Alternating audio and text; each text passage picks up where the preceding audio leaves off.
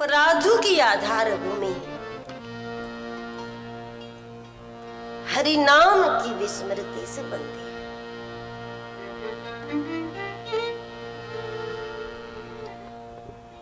जप की स्थिति में बुद्धि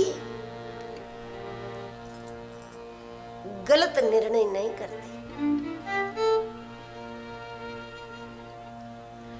अच्छा निर्णय करे या ना करे, अद्भुत निर्णय करे या ना करे, लेकिन हरि नाम की स्थिति में बुद्धि गलत निर्णय नहीं करती।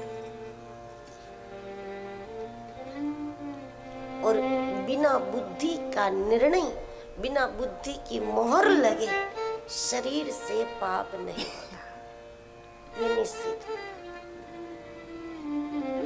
जैसे शरारती बच्चा जिद करता है, मुझे ये लेना ही लेना है, मुझे ये खाना ही खाना है, मुझे ही चाहिए, और ऐसे में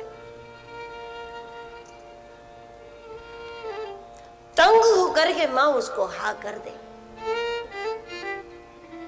और हाँ करें तभी बात बनती है। उसी प्रकार शरारती मन वो भोग चाहता है, उसके लिए वो पाप भी करने को तैयार है, लेकिन वो चाहे लाख जिद करे, जब तक बुद्धि निर्णय नहीं करती, बुद्धि की आज्ञा नहीं मिलती, बुद्धि जब तक उसको हाँ नहीं भरती, तब तक वो मन शरीर के किसी भी इंद्रिय से पाप नहीं करा सकता। इंद्रिया जड़ है, पाप या पुण्य मन की सहायता से होता है, और मन उस इंद्रिय से पाप अथवा पुण्य कराता है जिस कार्य के लिए मन को बुद्धि की आज्ञा प्राप्त होती है।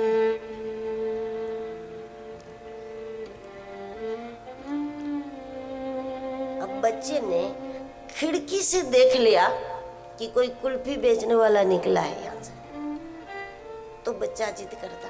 तो उसी प्रकार मन वो बच्चा है कि मन के लिए बहुत सारी खिड़कियां हैं। मन आंख से देखता है, मन कान से देखता है, मन नाक से देखता है, मन जबान से देखता है, क्योंकि इंद्रियों के छेद से बाहरी माहौल मन को प्राप्त होता है। मिल नहीं जाता उसको, लेकिन उसको मालूम पड़ जाता है।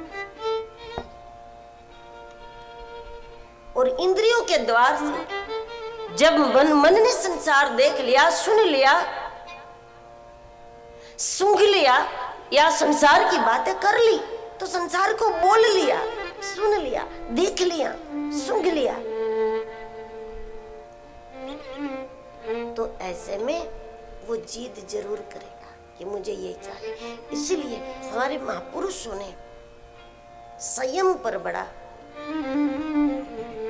आग्रह किया है, संयम पर बड़ा जोर लगाया कि संयम आवश्यक है। इसलिए हमारे यहाँ अनुष्ठानों का महत्व है, इसलिए हमारे यहाँ व्रतों का महत्व है। ये सब अभ्यास के लिए बहुत अच्छा है।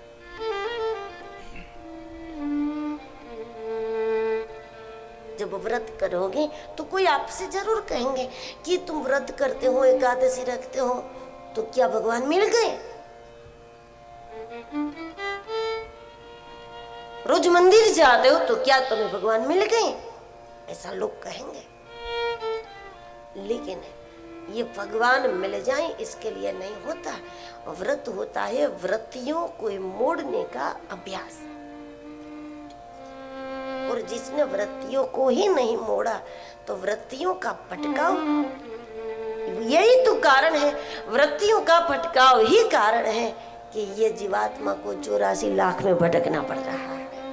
व्रतियों के भटकने से ही हम भटक रहे,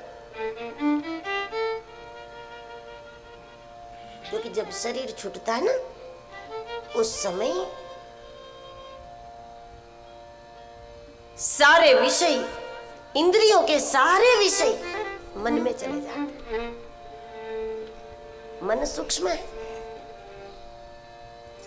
इंद्रियां दिखती हैं। जब शरीर छूटता है तब इंद्रियां कहाँ जाती है? इंद्रियों के सारे विषय उस वक्त मन में चले जाते हैं। और सूक्ष्म मन तो होता है। आंख को जो देखने की वृत्ति थी, कान को जो सुनने की वृत्ति थी, जबान को जो खाने पीने की वृत्ति थी, वो सारी वृत्ति को लेकर के इंद्रियां मन में विलीन हो जाती है और वो मन जीवात्मा में विलीन हो जाता है, लेकिन गति नहीं कर पाता क्योंकि वजन है। आंख को बहुत कुछ देखना था, बेटे का बेटा तो देखना था, उसका बेटा भी देखना था, तो कान को बहुत कुछ सुनना था, जबान को बहुत कुछ खाना था। ये सारी विषयों के वश में जो हमारी इंद्रियां है, वो सारी इंद्रियां मन में विलीन हो जाती है। मन जब जीवात्मा में विलीन हो जाता है तब वो यात्रा नहीं करता, वो गति नहीं कर सकता। सामान ज्यादा होता है तो हम लोग भी कहाँ यात्रा अच्छे से कर सकते। उस वजन में मोक्ष संभव नहीं होता।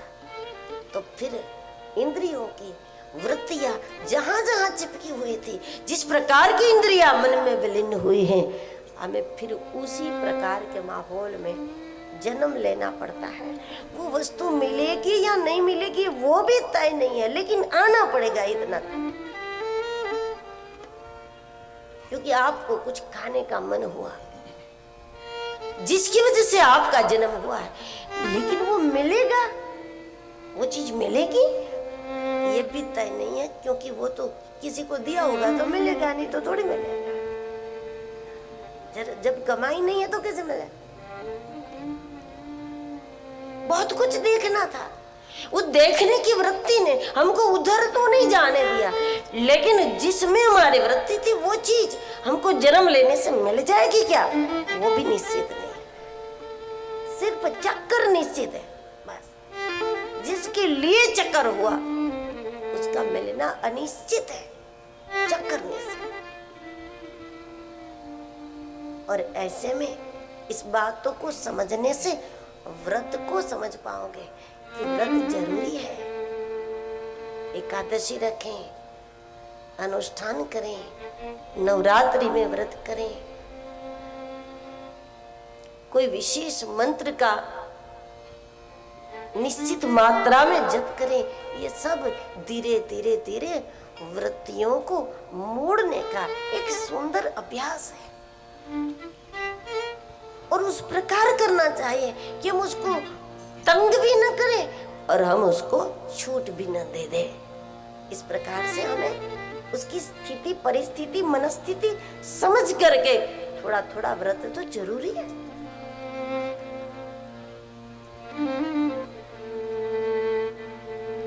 इससे वृत्तियों का नियंत्रण होता है।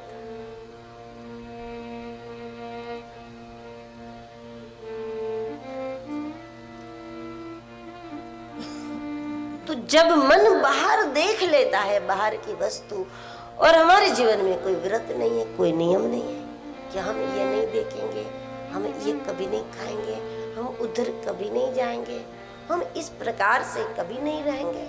अरे शायद इतना ही कर लो कि सुबह उठ करके जब तक बहुत जरूरत ना हो तब तक अपनी ओर से न बोले, ये भी एक अच्छा व्रत हो जाता।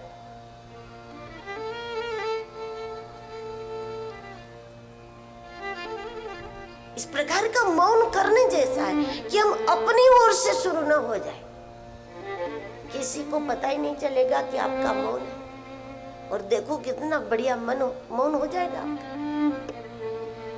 कि दिन भर इस प्रकार का मौन रखना है कि हमें अपनी ओर से शुरू नहीं होना है, और जितनी आवश्यकता है जवाब देने की उसमें हमें फिर इशारे नहीं करने हैं, उसमें हमें अच्छे से जवाब दे देना है, उसको पूरी तरह समझा देना है। जितना जवाब देना जरूरी है वो ठीक से देना है, पर अपनी ओर से हम शुरुआत न करें। कभी प्रयोग करो, आपको स्लेट पेन भी नहीं रखनी पड़ेगी, किसी को तंग भी नहीं करना पड़ेगा, क्लेश नहीं होगा, विवाद नहीं होगा,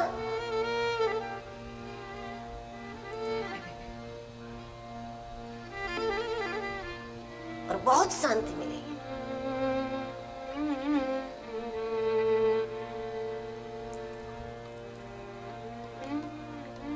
तो मन इंद्रियों के द्वारा तब काम लेता है, पाप भी कराता है या पुण्य भी कराता है, जो भी है वो निर्णय बुद्धि का है।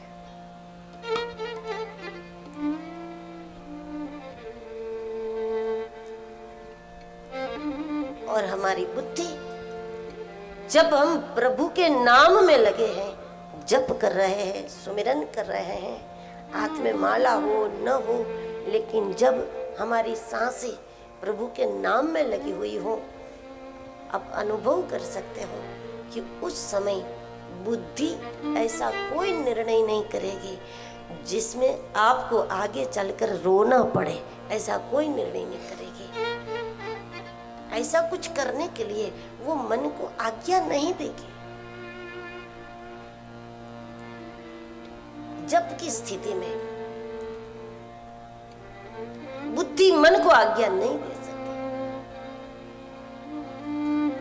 और इसलिए ये बिल्कुल सही है